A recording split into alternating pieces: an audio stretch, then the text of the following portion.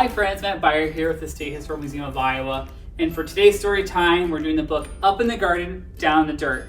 Let's get started.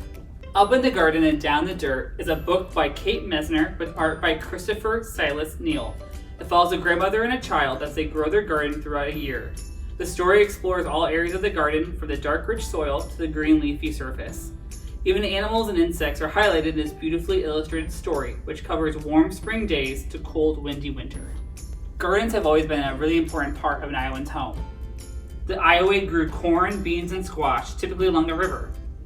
European settlers who arrived in Iowa grew corn, wheat, and potatoes. These early farms include smaller gardens that grew a variety of herbs, vegetables, and flowers.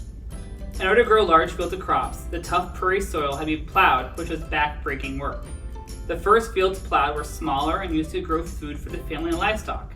As time passed, the fields grew larger to grow food to sell. Today, most Iowa farms grow corn and soybeans. Every garden can use a little whimsy, and for today's craft, we're making popsicle stick gnomes, and that requires popsicle sticks, markers, and any additional craft materials you might find. The first step is to take your popsicle stick, and you're going to color about a ½ inch down from the top red, and that's going to serve as your gnome's hat, and just on both sides. Step 2 is to color the body of your gnome, so about a ½ inch down, leaving space for a face. Color whatever color you want to do for the body of your gnome. I'm going to use blue, and so you just go right across there and color the bottom, and this will be the body of your gnome. The next step is optional, but we're going to put a beard on our little gnome, and so we're going to put a beard here. You can draw it on with markers or colors. We have some craft supplies around, and I have this little puff ball. And I'm going to use this, cut it in half, and use this as the beard for our gnome. I'm going to glue it on just like that. Next step is to attach the eyes. Now, you can use markers, a black marker for the eyes, and put a nose. We are lucky because we have some supplies laying around our office, and we have these little tiny googly eyes, and we're going to put these on for our eyes for our little gnome.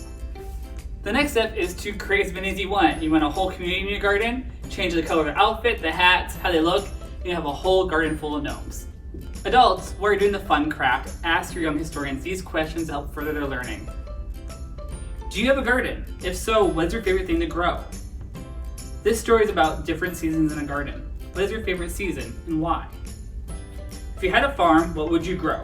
Would you grow anything like the Iowa or the European settlers? We love to see your creations, like our little gnome friend here. So go ahead and send your pictures of your creations to museum.education@iowa.gov. We would love to see them.